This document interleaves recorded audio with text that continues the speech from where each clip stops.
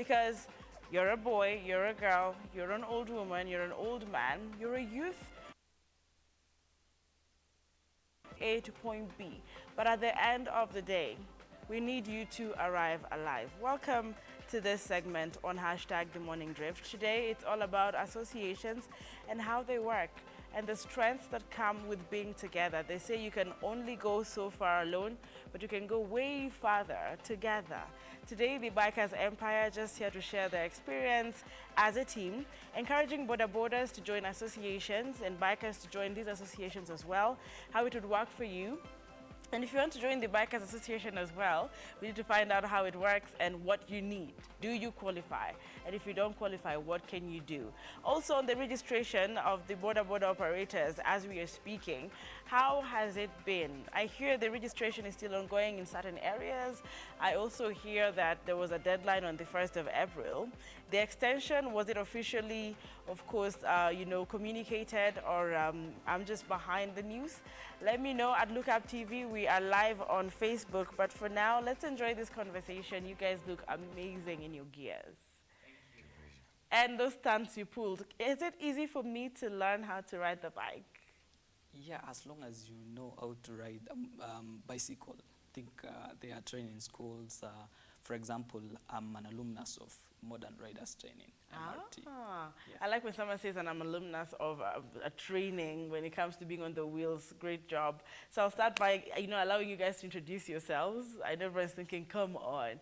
Of course, guys, you've met Dennis Gary, Ngatia. I got the name correct? Gary. Yeah, he was here with the first Bikers, Empire interview. If you missed it, it's on YouTube, so don't miss. Just go back there and, catch up with Dennis. But for today, hey, karibu sana. Asante sana. You need to say good morning, and today I'm taking a different angle. You need to say good morning to them all and big up your favorite members of the Empire. Let the rest get angry at you. Sure, okay. Pleasure to host me here. I'm Washira Ngari, Dennis, a member from the Bikers Empire, and most of the things, what I would like to say, big up to everybody, including a very able chairman to the Bikers Empire, and what I would like to say generally, it was introduction, sorry. Yes, it's just introduction. I know I know you're curious to get into the discussion. Yeah, sure. But thank you for bigging up everyone. I was hoping to hear, certain names, but poleni guys, ni everyone and others. And chairman, now that I've had that, karibu sana. Thank you. I'm not chairman, so that's just a name we call each other. All right. So yes, I would send my regards to MRT, Mika, starting with Mika, the coach. Thank you for the training. Bugure, thank you for making the group lively. Janet, Alice, to Thika Road Nyumba Kumi, I greet you guys. To Eastern Bikers and my brothers who are riders, bikers, I greet you all, including Dano Ground Media. Yes. Oh my goodness, that's actually a lot of associations and groups he's mentioned, including the Nyumba Kumi. Yes. So this is actually workable, it works. And there are so many other groups that you can join from wherever you are. So start listening in right now, ask your questions and appreciations. Also send them on Facebook. We are live on Facebook right now. Now let's start with what you wanted to say when we began. You said generally, so you can pick from there the importance of the associations as we begin, and especially as bikers. Yes. Okay, sure. So first and foremost, I'd like to say, once you state the name group, means like you are two, you're more than one. That is 2, 3, at most a million. That's a group. So for you to start a group, you have to first and foremost identify your friends, your selective friends, with a common goal or common objective.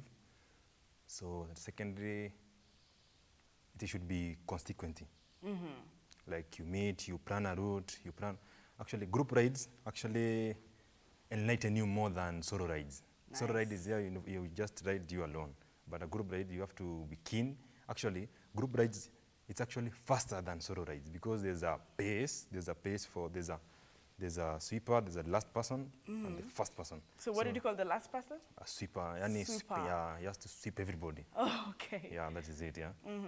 So, but in a solo ride, so you just control it yourself. So I say, I should do 100, 120, 200. It depends with you. But in a group ride, there's the first person and the last person. You have to maintain. And you have to be as well, it helps in helping you to the braking.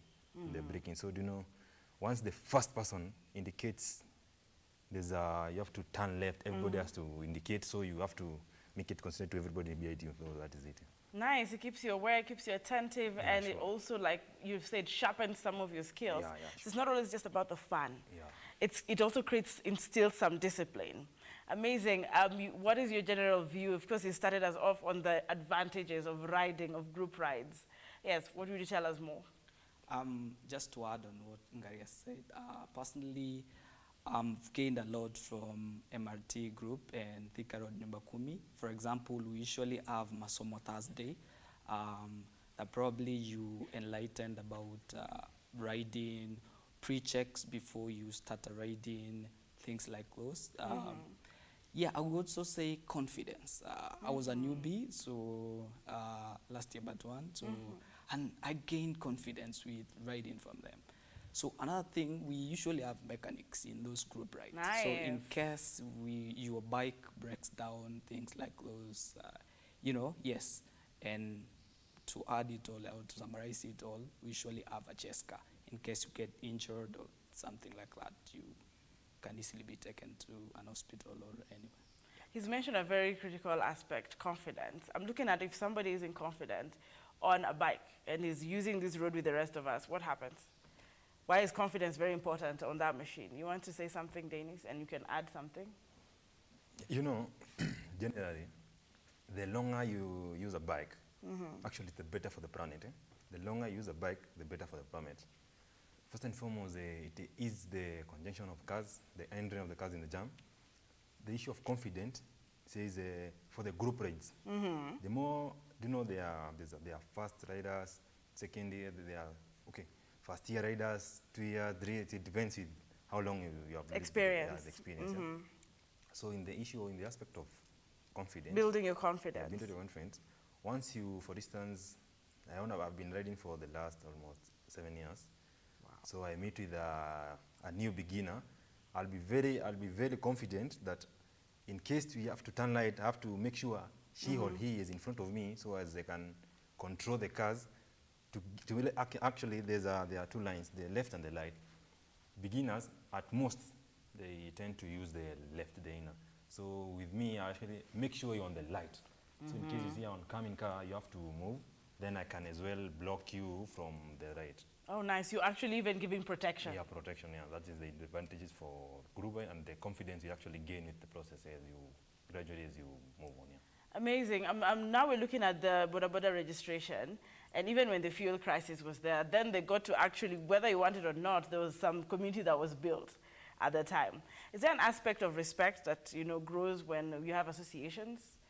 Because now you have to work together, and you're building attitudes as well. I'm trying to see how that works for you in the group.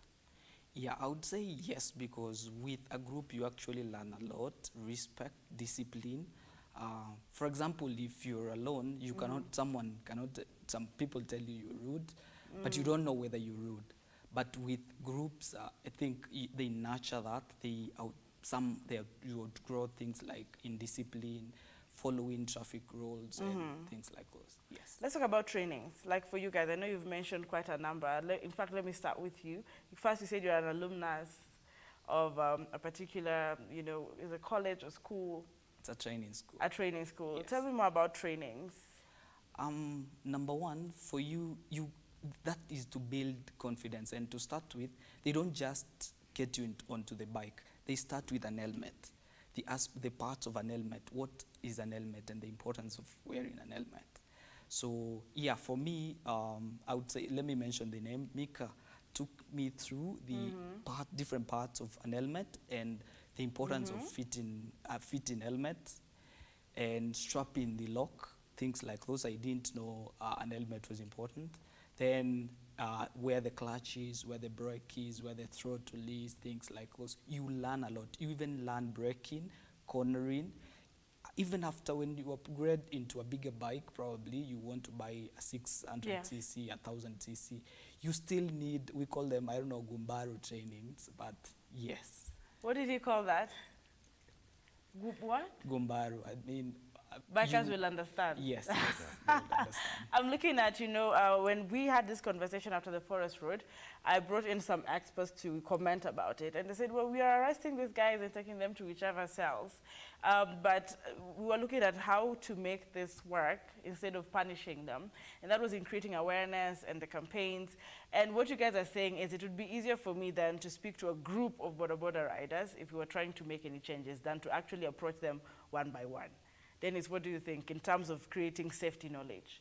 Do you also propose that it would be easier to train these people as a group?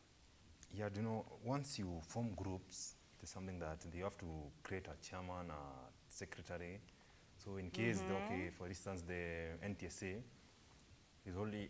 they are holding a meeting, they are just going to inform each member from each group.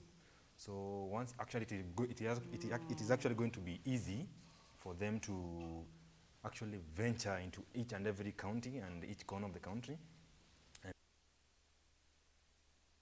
And work helps most. For this, okay, I can give you a practical example. Yes.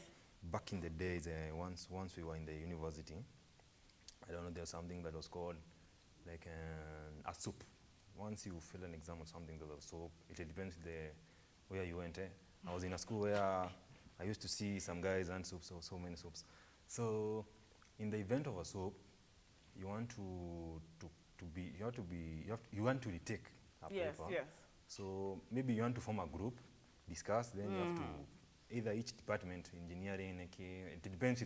So for me, I was in engineering, so most and actually 50% or maybe 60 were good. So there's a 40 that they're actually in schools, but they're just meandering. They don't know the purpose of the school, but they know the purpose, but they are there just for physical appearance, maybe for the parents or something. So in case of anything, they will just create a group, select a few personnel, then send them to the dean. Then actually it is actually easy for a single individual or a representative of a certain group to go get someone from the dean or from the office to come address us. Okay. The same thing as bikers.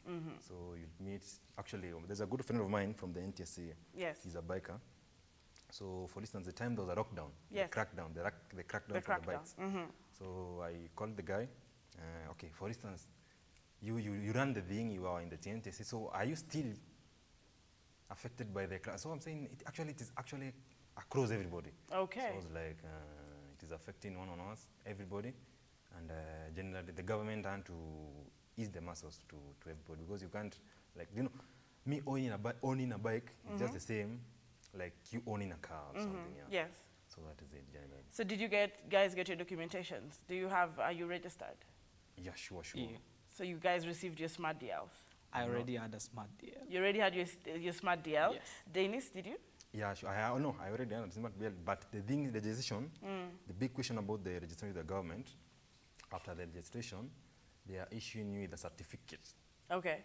So I'm not very sure about the smart DL. I don't know, there's a second smart DL. I'm not very sure about it, so I cannot as well point out, like there's a smart DL, but there's a certificate for the border. It's actually something certificate. You qualify to be a border rider in Kenya.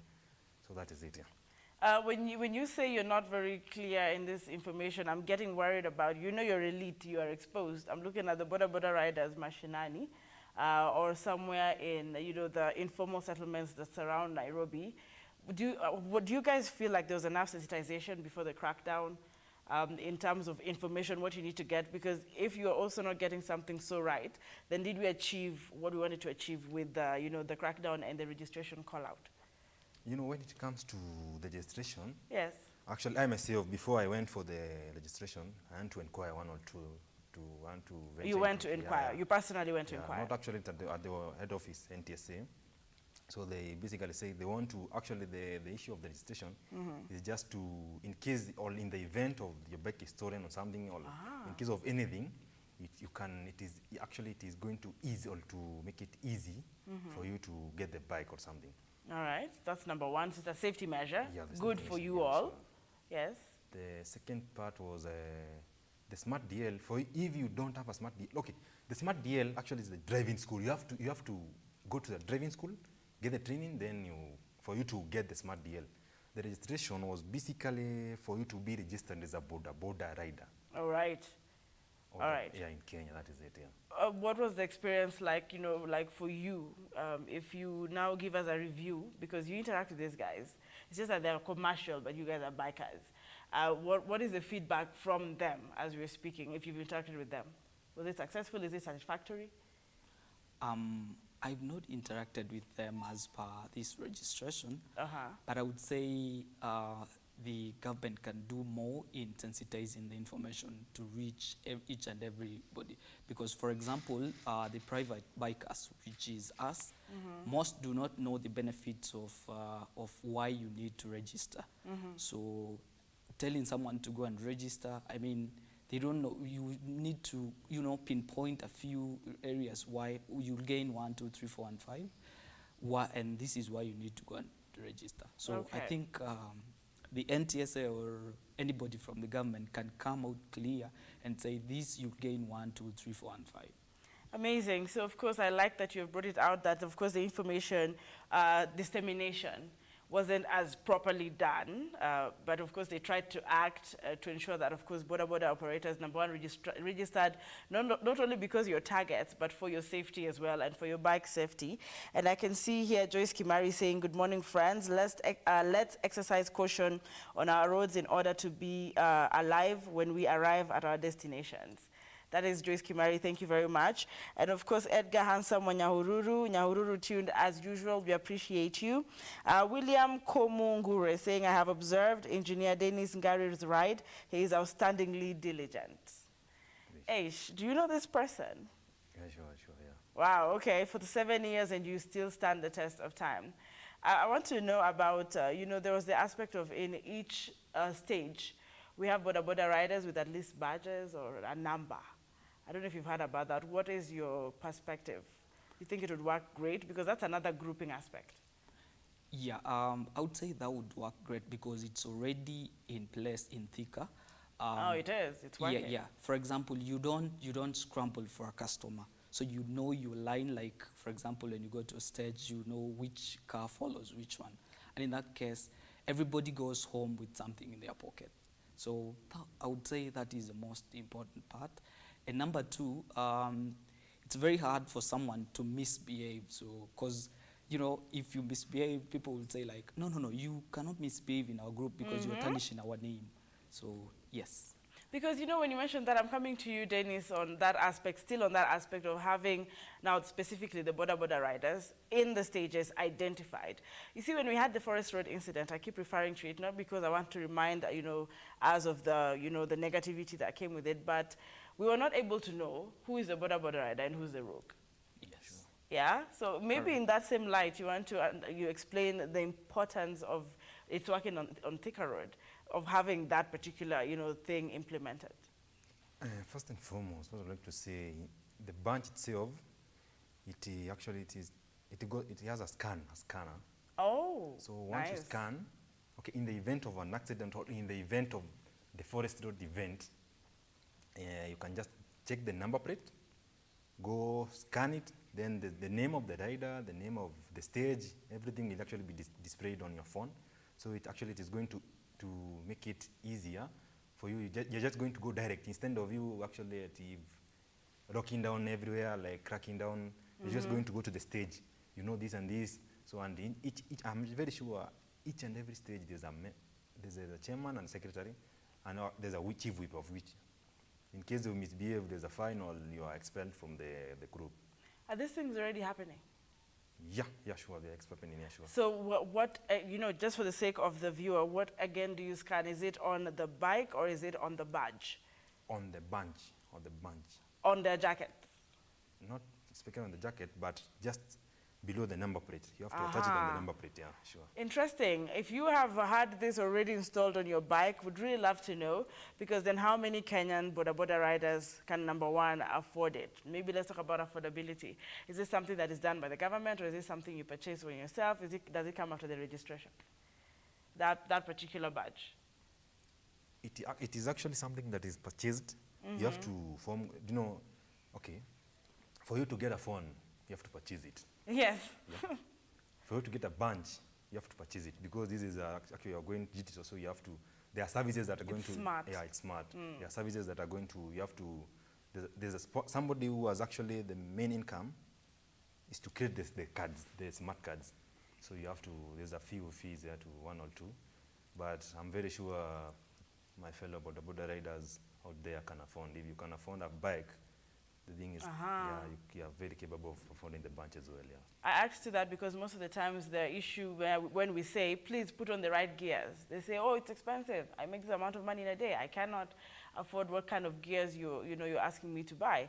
Now, I'm bringing the aspect of expense and how a group can then help you. Because we cannot assume all the border riders own those bikes as well. Some are employed. But then how does it work for you? I'm coming back to you, Dennis, on that. How does it work for you even in your financial budgeting and expenses when you are in a group? There's something people need to understand. Number one, owning a car or a bike, it's a liability and it's a responsibility for you to, get insurance, get gears. Because number one, for a bike or a motorcycle or even a bicycle, if you fall, who is the body? You are the body. Your head need to be protected. At least, if it's a severe injury, you will not suffer it. At least your helmet will absorb those shocks. Gears will absorb all those things. And at least you need to budget for that before you buy the bike. And that is the reason for groups and the reason for going for training, because you usually are told, go buy boots. These are the best type of boots. These are the best helmets. Yes. And exactly. So then when you're in a group, you get more enlightened on even what type of boots. I'm looking at aspects where Dennis is done using this, he's bought in another pair and can give it out to someone else in the group who says they cannot afford it. Philanthropy, does it work with the bikers associations as well? Do you have philanthropic moments, charity? Yes, we do. In fact, not financially per se, but and train, borders on observing road safety measures and rules.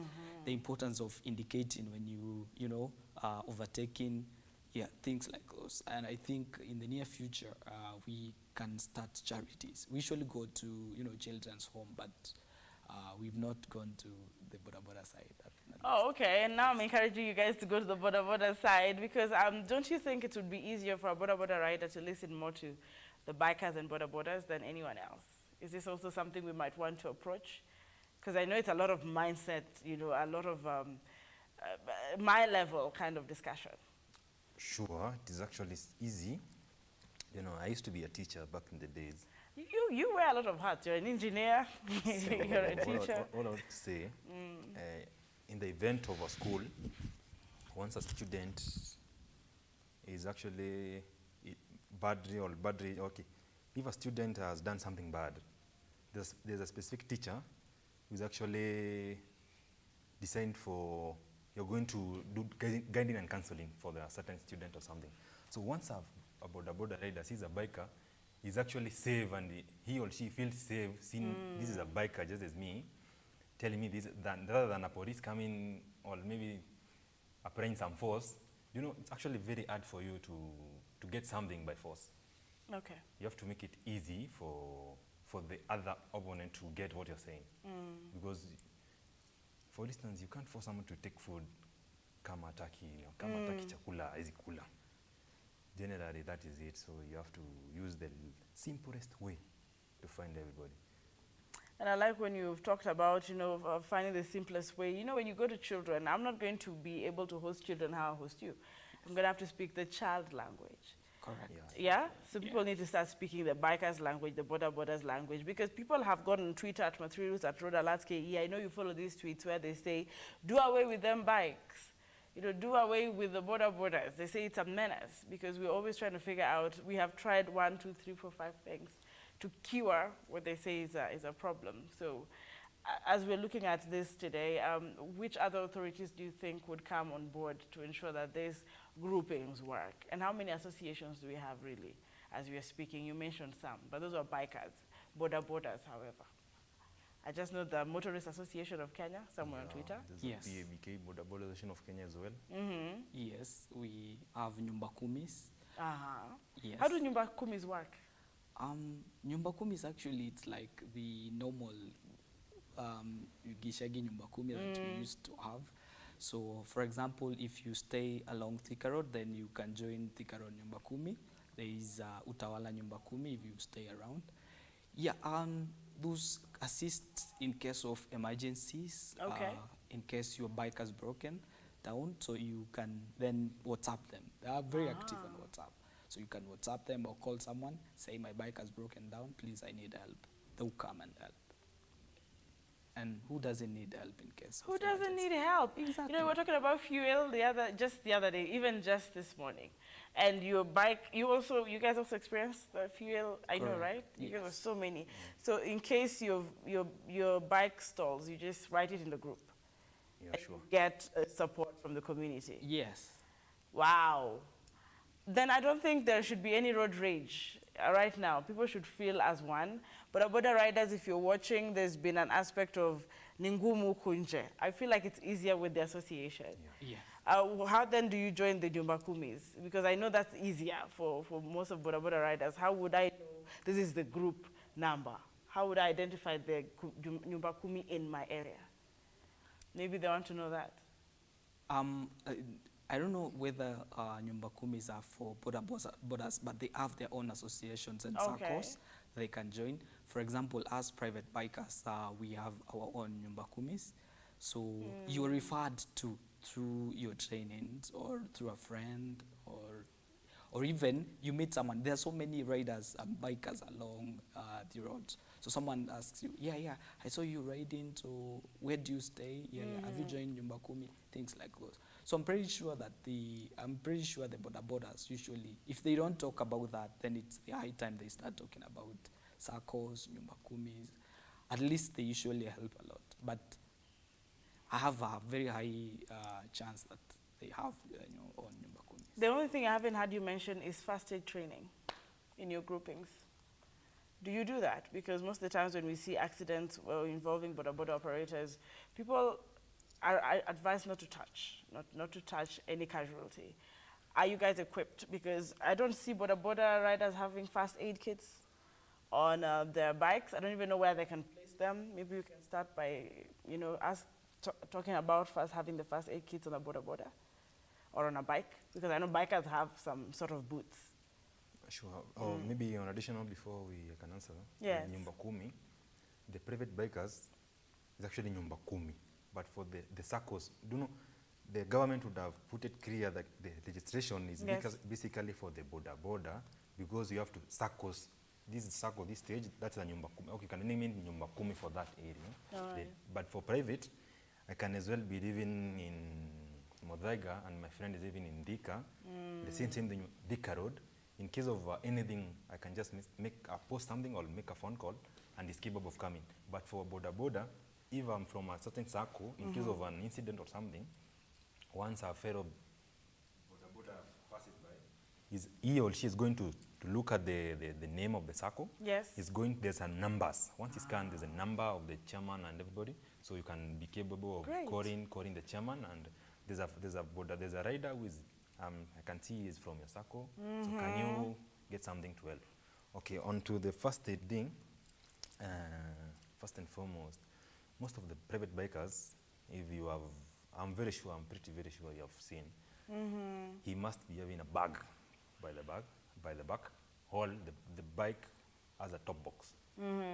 So most of the people are not very sure, not very good informed about what is in the box. It's actually the first aid apparatus. In case of anything, I'm just going to, before the next available ambulance or something comes, I'm going to make to my intention what I can be capable of doing. Okay. So that is, but for border, it's Yeah, because I know you guys meet these guys. You just don't want to keep it the private bikers association. These guys, when you meet them, and they, you literally see the accidents we have, day in, day out. Do you stop by sometimes in their stages and say, you guy, like you want to come by and let's collabo with the association, the private bikers, and talk about first aid? I'm just thinking out loud. Have you ever cared to know if they probably care about first aid? Do you question them? You know, once you say like we do care, but for you to be in the group, you know, you can't be in a group just physically. Okay. You have to do something because you have, in case of an event, we have to get somebody who is capable of doing this and this. So there's a fee, okay, maybe to buy the apparatus in case of something, where, okay, to airlift you. So for instance, we as private bikers, we make sure you got some insurance. Ah, okay, yeah, true. You have paid for the body and okay, of course the bike, it has to get the insurance itself. You yourself. You need a personal cover. Yeah, your personal cover. Yes.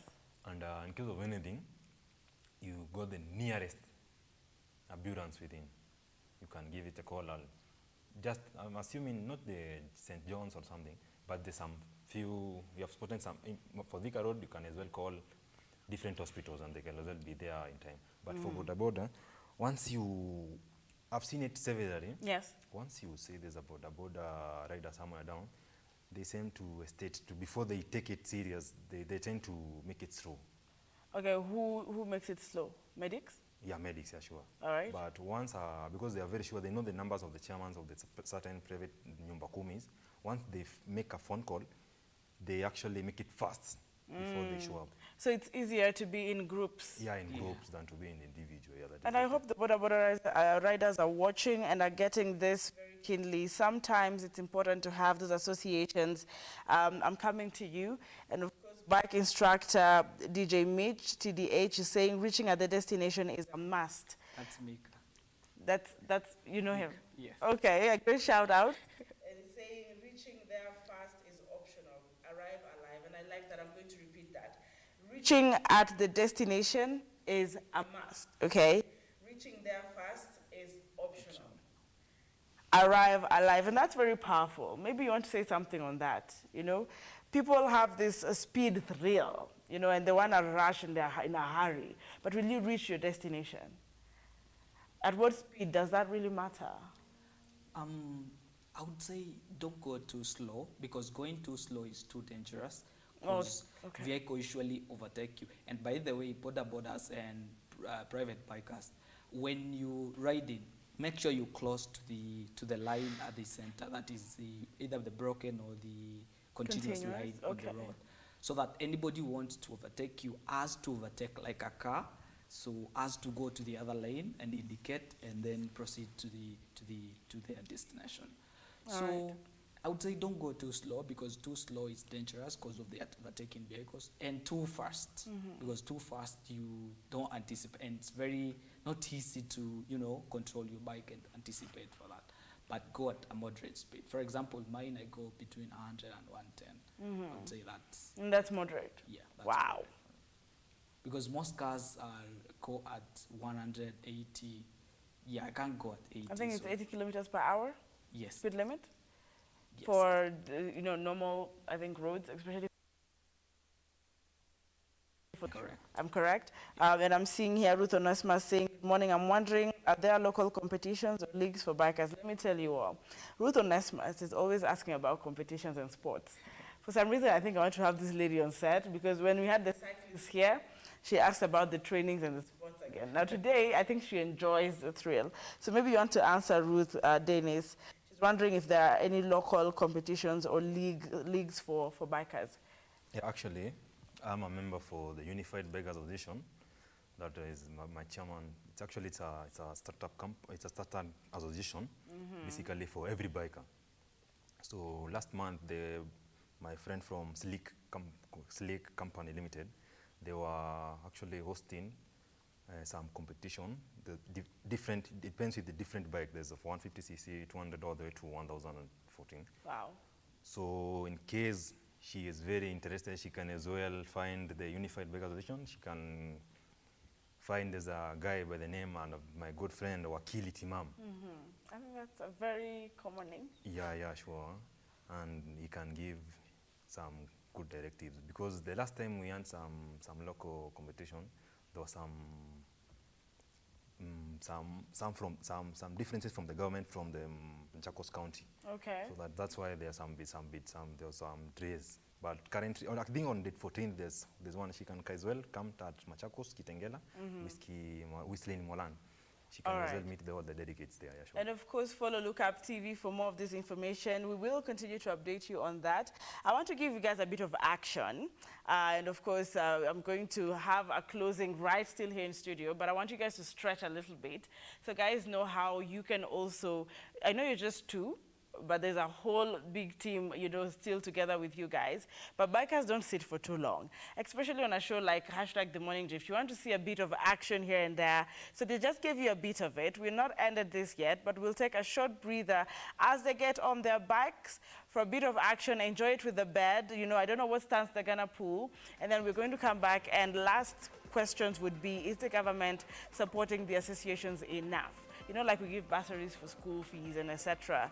Do we have the government working in hand with these associations and groups to make it better on roads with borders and bikers? Could be a question we'll be answering shortly.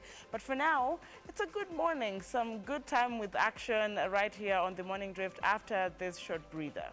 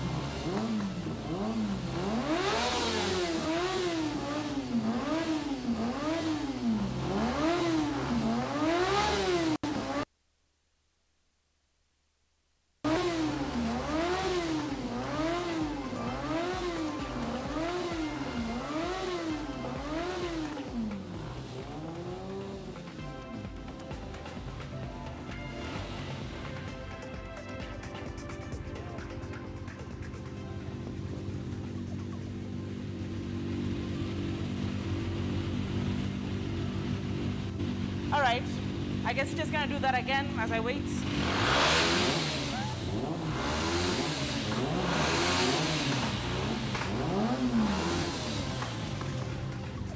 Guys, it's all about the thrill. It's all about the thrill.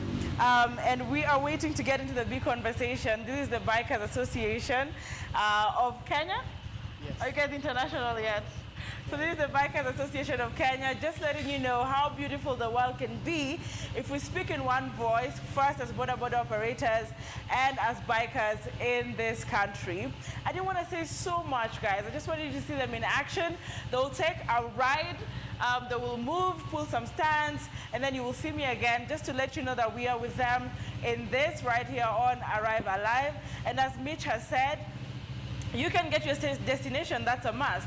But at what speed, that's optional. So guys, enjoy the stands right here from the Bikers Association. Keep sending in your feedback. I'm giving you a cool morning. I'm giving you an awesome moment.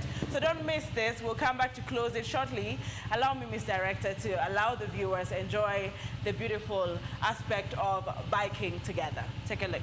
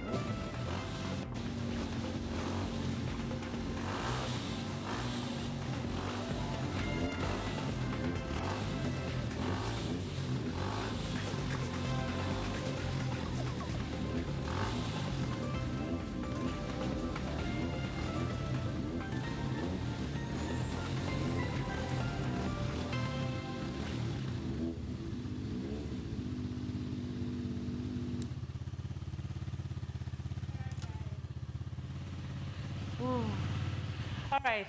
So I think you have done so much, and guys have seen. I like your bike. I don't know if they're able to hear you if you speak from here, Miss Director. Please let me know if that's possible. Can they hear their bikers if they're here? That will be shared with me shortly, just to check on your feedback. Of course, enjoying the moments right here. A lot of people really want to be like you guys. Ruth Onesmus just loving the action on set. So is Joyce Kimari, Edgar Handsome Wanyahururu. And that's it, guys, for the Arrival Alive Bikers Association, of course, Bikers Empires right here, just looking at the importance of working together. The registration, and they're saying this has been for your own good, and I hope that does work out for you guys. The follow-up. We'll be doing the follow-up with the registration. We'll now get the Boda guys, the real Boda guys. If you have friends who are Boda guys, please tell them to come on air. It's not always an attack. It's not always you're a target. It's just to ensure that you have a voice that actually has the power. I think I'm going to walk right in between you guys when we ride away. But that's just how the queen does it. Thanks for watching the Live. Coming in shortly is the big conversation. You are watching #The Morning Drift. Let's do this.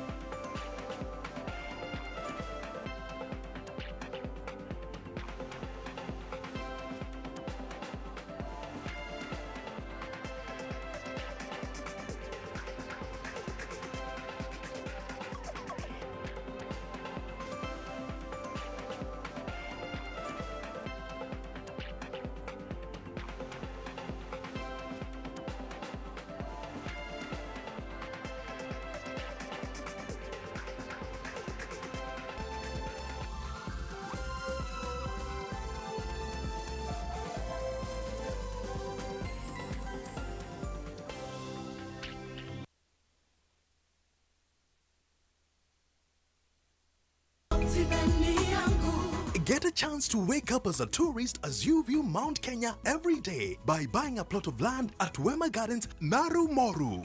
At only 400 meters off tarmac, this is the right place to build your dream home, cottages or holiday homes. You can also buy this property to give to your children as a special inheritance. Water and electricity are in the vicinity, while neighbors are already building their homes. These plots are specially ready for you with title deeds scheduled to be out in 6